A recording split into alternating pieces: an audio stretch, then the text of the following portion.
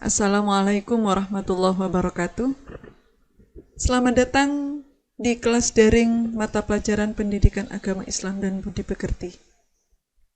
Bersama saya Ibu Zulaikha, kita akan belajar tentang zakat fitrah dan zakat mal. Sebelum pelajaran kita mulai, mari kita awali dengan membaca doa bersama-sama. Bismillahirrahmanirrahim. Raditu billahi rabba wa bil islami dina wa bi Muhammadin nabiyya wa rasula. Rabbi zidni ilma warzuqni fahma. Rabbi syrah li sadri wa yassir li amri wahlul 'uqdatam min lisani yafqahu qawli. Amin. Kompetensi dasar yang harus kita pahami adalah yang pertama, memahami ketentuan zakat fitrah dan zakat mal. Yang kedua, mempraktikkan ketentuan zakat fitrah dan zakat mal. Anak-anak, tahukah kalian perbedaan antara zakat fitrah dan zakat mal? Zakat fitrah adalah zakat yang wajib dikeluarkan oleh setiap jiwa atau setiap orang mukmin di bulan Ramadan. Besarnya adalah 1 sok atau 3,1 liter atau 2,5 kilogram yang berupa bahan makanan pokok. Sedangkan zakat mal adalah zakat atas harta yang dimiliki oleh seorang muslim dengan nisab, kadar, dan syarat-syarat yang telah ditentukan oleh agama Islam. Zakat itu hukumnya wajib berdasarkan firman Allah dalam surat At-Taubah ayat 103. A'udzubillahi minasyaitonirrajim. Bismillahirrahmanirrahim.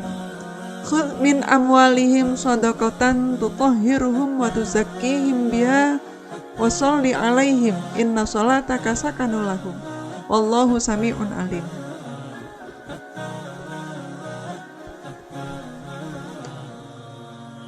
Zakat itu hukumnya wajib berdasarkan firman Allah yang terdapat dalam surat At-Taubah ayat 103. A'udzubillahi minasyaitonirrajim. Bismillahirrahmanirrahim. Khudh min amwalihim shadaqatan tutahhiruhum wa tuzakkihim biha wa sholli 'alaihim inna sholataka sakanun lahum wallahu sami'un alim. Artinya, pungutlah zakat dari harta mereka yang dapat membersihkan dan mensucikan mereka, dan doakanlah karena doamu itu akan menenteramkan jiwa mereka. Allah Maha mendengar lagi Maha mengetahui. Ketentuan zakat fitrah. Rukun zakat fitrah ada 1, niat. Yang kedua, adanya muzaki, yaitu orang yang membayar zakat. 3, adanya mustahik, yaitu orang yang menerima zakat. Yang keempat, adanya harta yang akan dizakatkan. Syarat muzaki atau orang yang membayar zakat: 1, dia harus beragama Islam. Yang kedua, hidup di bulan Ramadan. Jadi misalkan bayi lahirnya di bulan Ramadan, akhir sekali sudah, malam hari raya Idul Fitri, maka dia wajib dibayarkan zakatnya.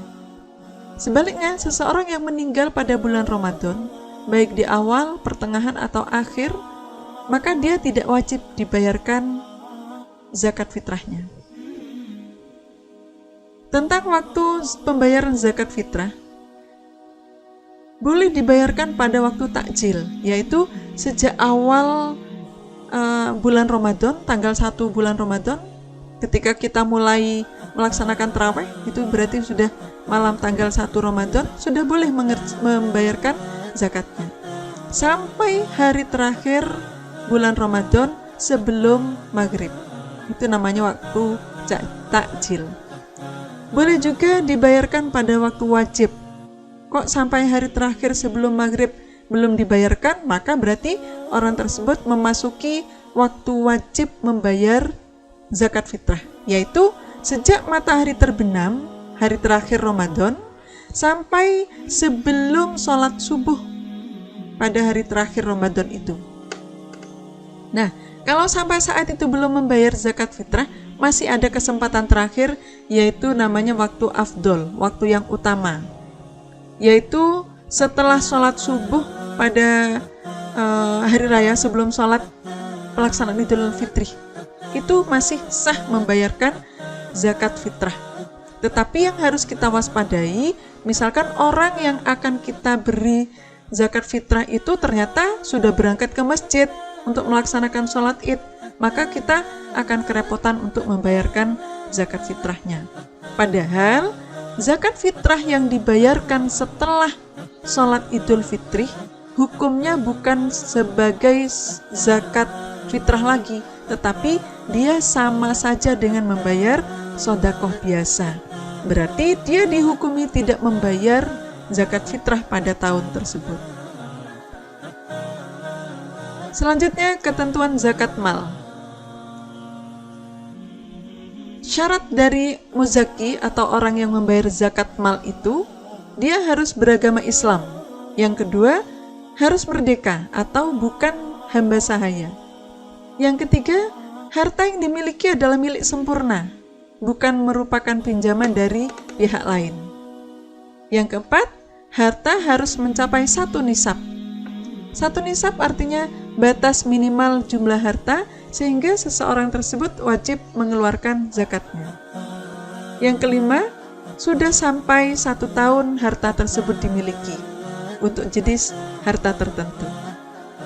Nah, apa saja harta yang wajib dibayarkan zakatnya? Yang pertama adalah emas dan perak. Nisab emas adalah 93,6 gram. Ada pendapat yang lain yaitu 85 gram. Artinya, jika seseorang mempunyai emas seberat 85 gram atau pendapat yang lain 93,6 gram, maka orang tersebut sudah wajib membayarkan zakat malnya terhadap emas tersebut. Atau seseorang yang mempunyai perak, maka nisab peraknya 624 gram. Jika emas atau perak ini sudah dimiliki selama 1 tahun, maka ini wajib dibayarkan zakatnya, yaitu sebesar 2,5% dari kepemilikan emas tersebut. Harta yang kedua adalah harta perniagaan. Nisabnya adalah sama seperti emas, yaitu sejumlah 93,6 gram atau 85 gram menurut pendapat yang lain. Kadar zakatnya yang harus dikeluarkan adalah 2,5%. Yang ketiga adalah rikas atau barang temuan.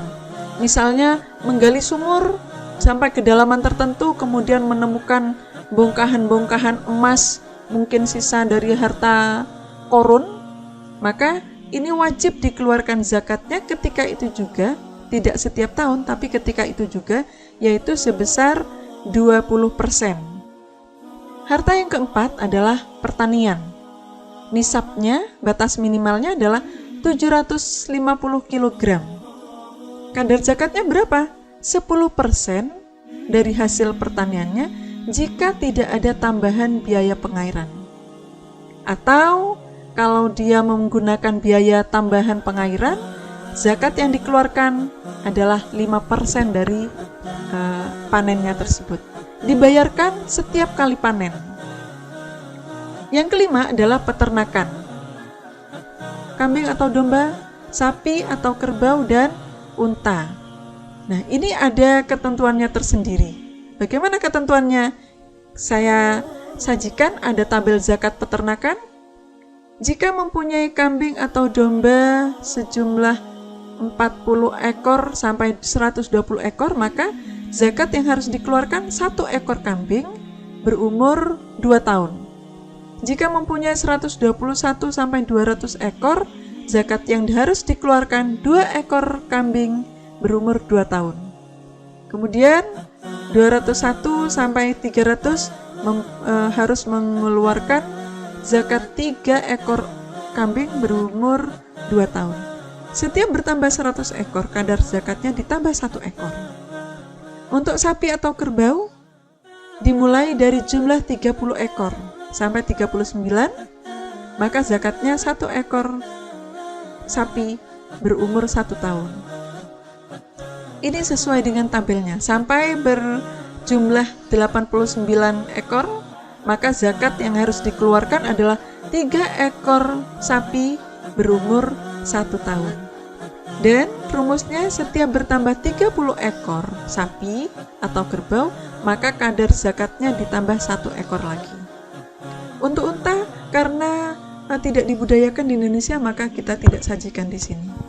Nah, misalkan seorang peternak tidak beternak kambing, domba, sapi, kerbau ataupun unta, dia beternak ikan. Bagaimana? Dia juga harus mengeluarkan zakat atau tidak? Nah, ini anak-anak, sekalipun bukan hewan-hewan yang di sini, tetapi rumusnya adalah jika dalam 1 tahun penghasilan dari penjualan tambak ikan ataupun hewan-hewan yang lain, beternak ayam sampai ribuan ayam misalkan, nah ini juga dikeluarkan zakatnya. Nisabnya bagaimana? Nisabnya sama seperti nisab emas, yaitu seharga 93,6 gram, atau kalau mengikuti pendapat yang lain 85 gram. Itu dinominalkan dengan harga emas saat itu. Misalkan harga emas 1 juta tiap gram, maka dikalikan 93,6 gram. Hasil dari peternakan itu kalau misalkan setara dengan emas, harga emas sejumlah nisab emas itu, maka dia juga wajib mengeluarkan zakatnya. Zakatnya berapa? 2,5% juga. Kemudian siapa sajakah yang berhak menerima zakat?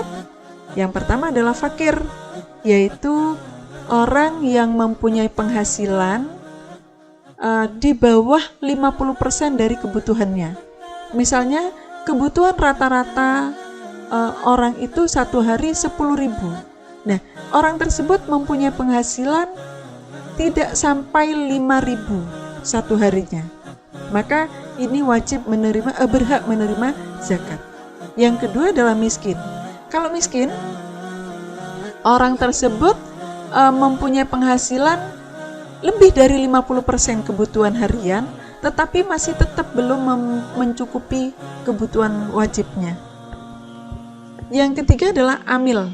Amil ini adalah panitia zakat, baik pengumpulnya atau pendistribusinya, panitia pengumpulan zakat, panitia zakat. Yang keempat adalah mu'alaf. Mu'alaf artinya orang yang baru masuk Islam, berhak juga menerima zakat. Yang kelima, rikob, hamba sahaya atau budak. Ingat, rikob ini tidak sama dengan pembantu ya. Rikob itu seseorang yang tidak merdeka, bahkan boleh dijual belikan atau dihadiahkan kepada orang lain. Zaman sekarang sudah tidak ada hamba sahaya mungkin ya. Yang keenam adalah ghorim, yaitu orang yang terlilit hutang sehingga dia tidak sanggup membayar, sementara hutang itu tidak untuk maksiat, maka dia berhak juga. Yang ketujuh, sabilillah, yaitu orang yang berjuang di jalan Allah. Yang nomor 8 adalah ibnu sabil, orang yang kehabisan bekal di perjalanan. Misalkan seseorang kuliah di luar daerah sehingga menghabiskan biaya yang sangat besar mungkin, dan dia kehabisan bekal, maka dia juga berhak menerima zakat. Hikmah zakat adalah dengan mengeluarkan zakat, dengan membayarkan zakat, maka dia sama dengan menyucikan harta yang dimilikinya. Yang kedua, membersihkan jiwa dan menjauhkan sifat kikir, pelit, sombong, dan sifat buruk lainnya yang ada di dalam hati. Yang ketiga, mewujudkan sifat kasih sayang dan saling tolong-menolong kepada sesama muslim. Yang keempat, terwujudnya keseimbangan sosial dan kesejahteraan sosial. Yang kelima, berkurangnya kejahatan, karena sesungguhnya akar kejahatan itu adalah salah satu akar kejahatan adalah kemiskinan. Semoga pembelajaran hari ini menjadi ilmu yang bermanfaat bagi kita semua. Mari kita akhiri pembelajaran ini dengan membaca hamdalah bersama-sama.